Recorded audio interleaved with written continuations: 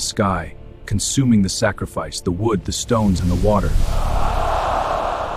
On that day, the deception of Baal was exposed. Seize the prophets of Baal. Do not let one escape. The crowd obeyed. 450 prophets of Baal were captured and taken down to the valley of Kishon.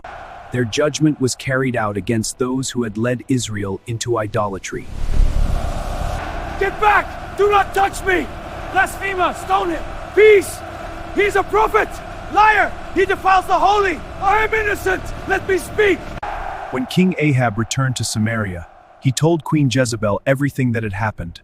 He told her how the people declared that the Lord was God. The light is life, lights one a man. There comes a moment when even the strongest faith feels empty. When the prophet who once called, he received a death threat from Queen Jezebel.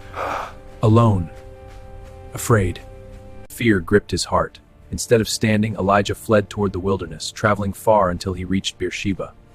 Leaving his servant behind, he continued alone into the desert. With every step, the weight of exhaustion grew heavier. He was running from the crushing feeling that his mission had failed. He had expected Israel to turn back to God. The burden became too heavy. Suddenly, a gentle touch awakened him. Get up and eat, for the journey is too much for you. And in the strength of that food, he began his journey. His destination was Mount Horeb, the mountain of God. At Mount Horeb, Elijah entered a cave, but the Lord was not in the earthquake, in a fire. And after the fire, the prophet poured out his heart. He told the Lord that he felt alone, and after the fire came a gentle whisper, Ahab death prophecy. Years later, another evil act revealed the corruption of King Ahab and Queen Jezebel. A man named near the palace in Jezreel lived a man named Naboth.